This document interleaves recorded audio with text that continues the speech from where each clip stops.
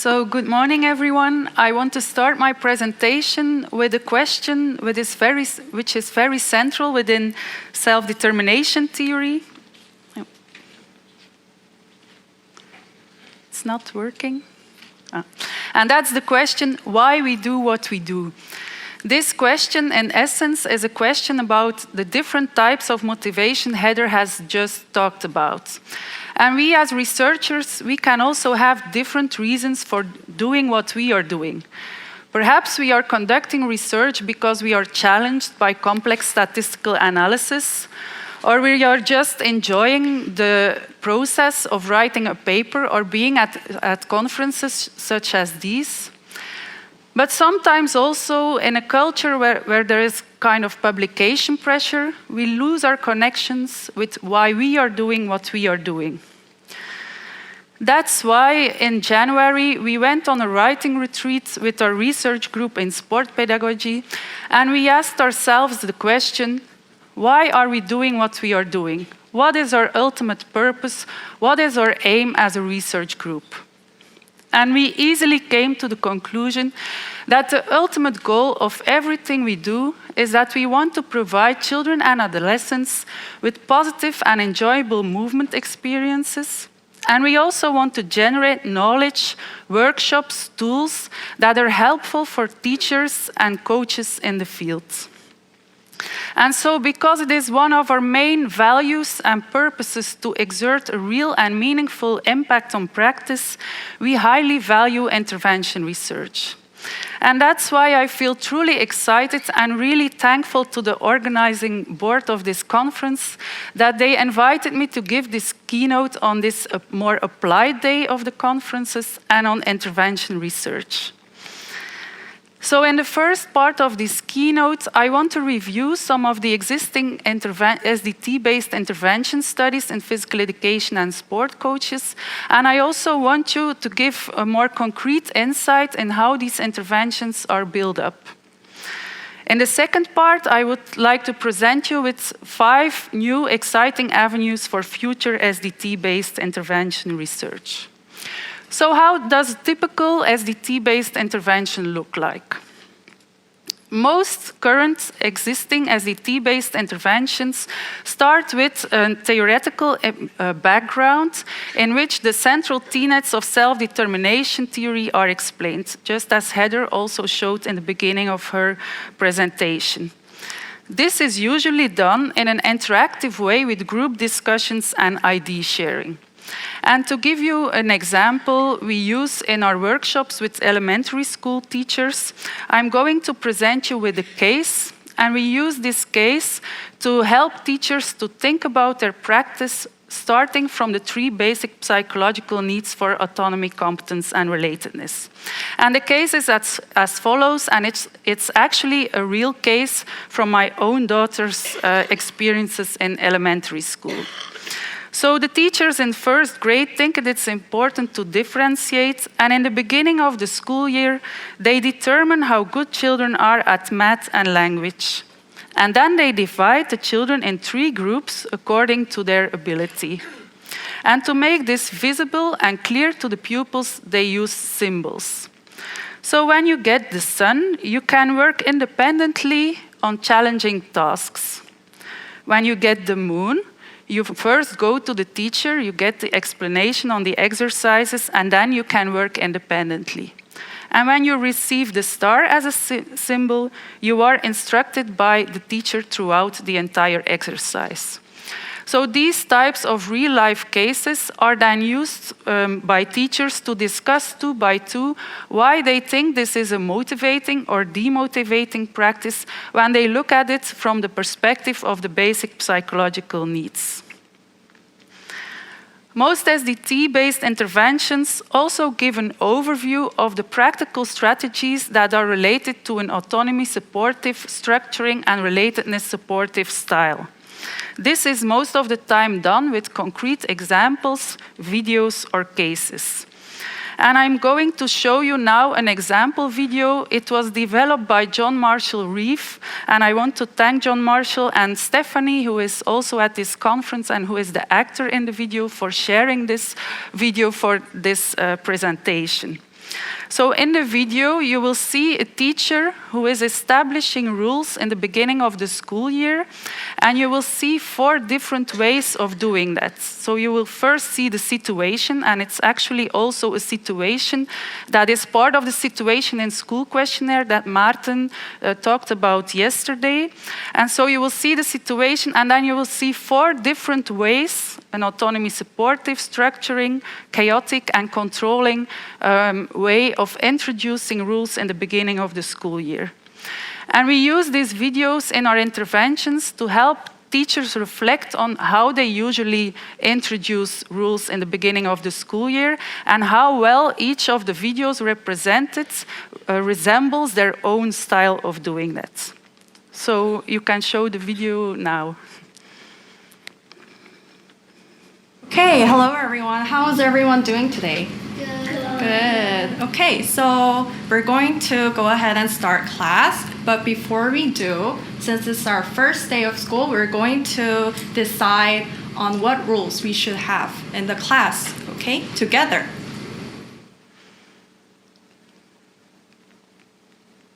So what sort of rules do you think we need in the classroom so that everyone feels comfortable? Okay, so I have an announcement. I will tell you what my expectations are for you to be a cooperative classmate. Oh, this is the structuring part. Let's not worry too much about the rules. We'll just see what happens. Waiting. I will post my rules. You have to follow all of them. I will also post consequences for not following the rules. Clearly controlling. So I think the idea is clear. Most SDT-based intervention studies also focus on multiple motivating strategies and not just one. As for the provision of autonomy support, we talk about the importance of identifying and nurturing students' interests, providing a rationale for learning tasks or certain rules that you are introducing, acknowledging students' resistance when they don't want to do a certain exercise, for instance, displaying patience and following students' learning pace, using inviting, non-controlling language, such as you can rather than you must, fostering dialogue and searching for opportunities to get input from your students, and also providing choices. As for the provision of structure, we talk about motivating feedback and what are the features of motivating feedback, how to create optimal challenges, providing help that is adapted to the student's needs, because help can be competence supporting, but also competence frustrating if the student does not want or need the help, stimulating self-reflection, clarifying expectations, and also consequently following up on them. The practices that are addressed in interventions that focus on relatedness supports are the importance of having individualized conversations with your players or your pupils, promoting cooperation and teamwork, being aware of students' emotions and what happened with them before they entered into the classroom, having a caring and friendly attitude and an open and honest communication, and of course also being enthusiastic yourself. So these strategies are often combined in current SDT-based intervention studies. Most intervention studies also include some type of self-reflection activity, and to make clear how this is done, I want to challenge you now as an audience. So we are going to do a little preparation for tonight's conference party, and I would like you to go to www.menti.com. And I'm going to present you with a little task that is typical part of a physical education lesson. And I want you to register your feelings. Okay, if everybody manages to go to Menti, then I'm going to present the task now so you can listen in the meanwhile. I will ask 2 volunteers from the audience to come up front, and they will do a little dance. It will not take too long, 2 by 8 counts. You can choose the song, so we are including choice. And the other people in the audience, They will assess your performance.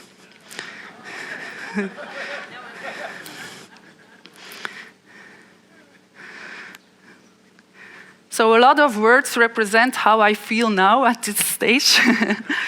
So curious, there are still people who are quite positive about this task. Scared, nervous, petrified. Who is the one who is happy? He will be the volunteer, I guess.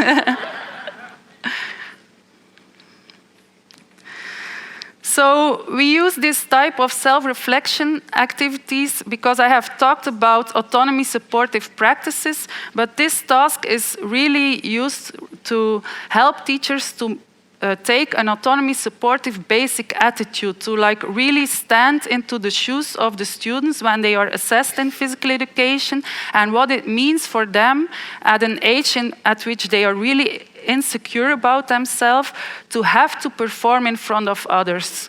Because physical education teachers often say, yeah, it's part of PE, they need to learn, they need to get over it. But I did this exercise with 76 PE teachers in the audience, and I did not get one volunteer to come up front. So then they are more willing to like redesign their assessment activities and be more careful about how a student might feel in such a situation.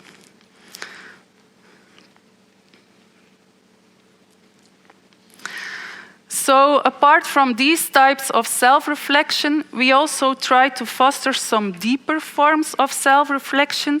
And deeper forms of self-reflection refer to really in a critical way and in a structured way looking at your own practice. When you are teaching or coaching for over 10 years, for instance, a lot of things you do have become an automatic process. You start your lesson in a certain way, you have a typical way of providing feedback, and with deep reflection, you are going to look back at these automatic processes and see whether there are opportunities to change. This is important because our evidence shows that we tend to have a little bit an overly positive view about our own way of interacting with others. And this hampers us for changing our motivating style. For instance, if we talk in our workshops about the importance of positive feedback, we often get a reaction, yeah, we know it's self-evident and we already do it. But we have gathered now over 200 videos of physical education lessons, and then we have clear evidence that there's a lot of room to provide more positive feedback to the students. So that's why, as part of the PhD of Femke van Deusen, we have developed an online self-reflection tool for physical education teachers. In the first part of the tool, the teachers can discover their own motivating style. In the second part, they can upload videos of their own lessons to analyze their own style. And the third part consists of tips and practical examples. So in the first part, the teachers fill out the situation in school questionnaire and they get a personalized profile. As you can see here in the profile of this teacher, he is quite high on structure and rather low on autonomy support. So this profile can then serve as a starting point for these teachers to start searching where there are opportunities to become more autonomy supportive. In the second part of the tool, teachers can upload videos of their lessons, and then they can select certain practices or building blocks of a motivating style they want to focus on. If they, for instance, they want to have a look at how they provide feedback and they want to provide more motivating feedback, they then first get a video in which the most important principles of motivating feedback are explained. And then they can go to their personal video and tag fragments in which they are providing feedback to see whether there is room for improvement and make a personalized action plan. In the third part of the tool, we have included tips and practical examples that have been developed as part of our ongoing research. For instance, Christa Krijgsman in her PhD focuses on how to assess in a more motivating way and the importance of providing choices and goal clarification to the students.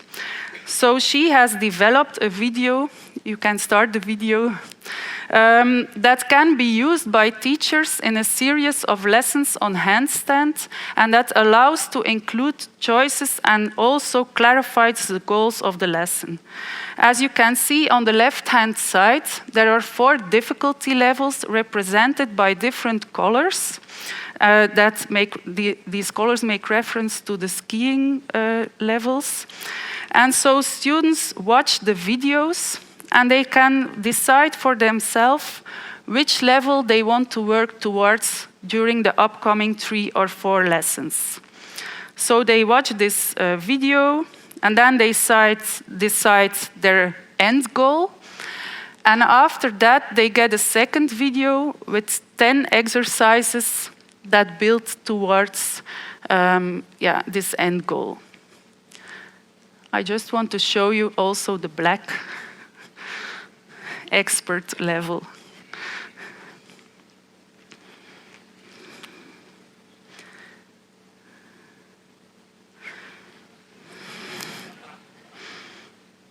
Maybe something for tonight as well. So we are currently in the process of testing pre-service and in-service teachers' appreciation with this online environment, which is generally very positive, and Femke is presenting a poster on that tomorrow, so if you would like to see more detail on that, you can talk to Femke today or tomorrow. Apart from these self-reflection activities, the most effective SDT-based interventions also stimulate teachers to put the strategies into practice. This is sometimes done through role-playing and micro-teaching, but larger effect sizes are reached if teachers really go into their practice, test it with their own pupils, and then come back in a second session to discuss how it went. So, are these typical SDT-based interventions effective? In 2011, Sue and Reeve summarized 19 different studies on the provision of autonomy support and clearly showed that people can learn how to become more autonomy supportive. Since then, a lot of SDT-based intervention work has been published, and I'm surely not going to give a complete overview, but these more recent studies confirm that interventions on autonomy supportive teaching or coaching reach small to strong positive effects, showing that teachers and coaches can become more autonomy supportive. 2 of these studies also focused on structure and 2 on the provision of relatedness support. What is also interesting is that Reeve and colleagues showed that when teachers engage in an intervention on the provision of autonomy support, they also tend to become less controlling towards their students. We not only managed to change the teacher's behavior, results also show that when teachers change their behavior as a result of participating in such an intervention, students benefit in terms of motivation, although positive effects are not always shown for every outcome. Finally, I found this meta-analysis interesting because it shows that from all interventions published from different motivational theories, that interventions based on self-determination theory have substantially large effects on students' educational and learning outcomes as well. So, to conclude for part 1, if we conduct intervention research, we can have a real and meaningful impact on practice. Unfortunately, the number of intervention studies is not that large and is actually decreasing. It's a very intensive way of conducting research. So I hope by giving this keynote and showing the value of this type of research that I have stimulated you to really keep on going also if you are doing a hard and intensive intervention study as part of your PhD. I want to, in the second part of my presentation, focus on possible avenues for future research. The first is that I think we can do a better job in the future to describe the what and the how of intervention studies. To illustrate, for instance, if we teach coaches or teachers about the importance of giving a rationale for rules, we can do that in different ways. We can learn them about identified regulation and how a rationale relates to that. We can have them think about why they follow traffic rules themselves and how this then relates to how they introduce rules to their students. They can watch a video such as the one we showed in the beginning of the session.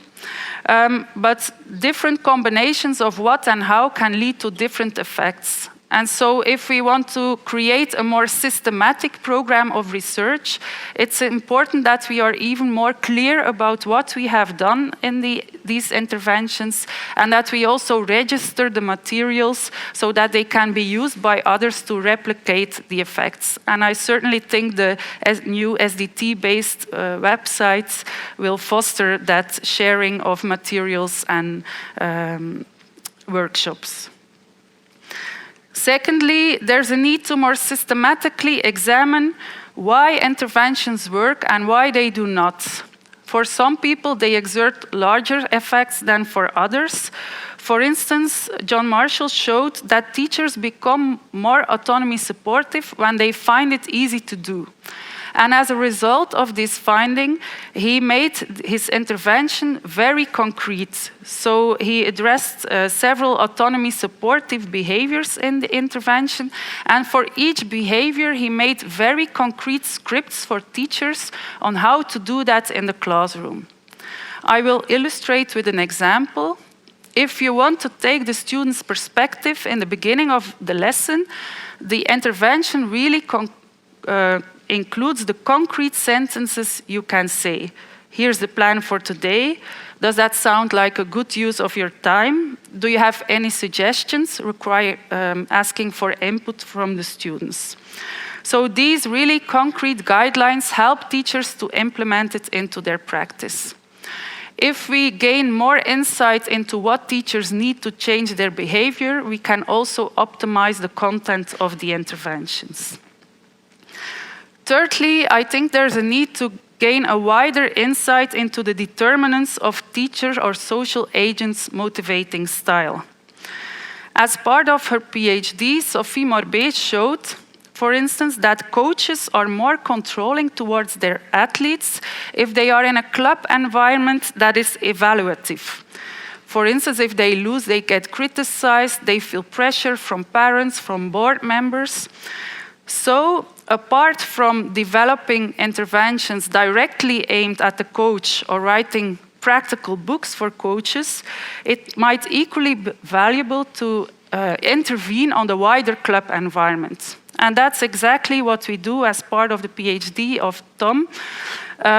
So we try to create a different value culture in the sport club so that this value culture also influences the way how coaches interact with their athletes. Two perhaps more crazy ideas. The first is we may want to take a more dynamic approach to intervention development, and I think Heather has already shown a very nice example with the smoking cessation intervention. But the evidence shows that our motivating style is not something that is stable. It's fluctuating from day to day, from moment to moment. So if our motivating style is dynamic, perhaps our interventions also need to be more dynamic. And in the physical activity literature, there's an evolution towards just-in-time adapted interventions. These types of interventions provide behavior support just on the moment when you need that behavior support, which is in essence a need-supportive way of addressing your audience. For instance, if you're wearing a movement device and you have been sitting for a long time, you will be stimulated to go out for a walk. Perhaps these types of interventions can inspire us to also create more dynamic interventions for teachers. For instance, if teachers would give information on when they give their first lesson of the day and they get prompted 5 minutes for the start of their lesson with the concrete script they learned about in the intervention, we might increase our intervention effects. Secondly, I think there's room to take a more needs-supportive approach to the design and development of our interventions. Currently, most of our interventions have been developed by researchers, and also, although we do question the participants about their appreciation, we do not really involve them from the beginning on. So I think there's room to involve the end users of our intervention really in the co-creation of the interventions. So in the end, they experience more ownership over the content of these interventions. So to conclude, for the future, to gain more insight in what works and how it works, it's important to describe the what and the how of interventions. We can try to gain more insight into why certain interventions do not work for some people and how we can work with that. We can intervene on a wider range of antecedents, such as the school environment, the club environment, but there may be others. Perhaps we want to take a more dynamic approach to our intervention development and also a more needs-supportive approach to developing intervention by working with our users from the beginning on. I thank you for your interest and motivation, and I also want to especially thank my collaborators in Ghent, Maarten and Bart, for their input for this work. Thank you.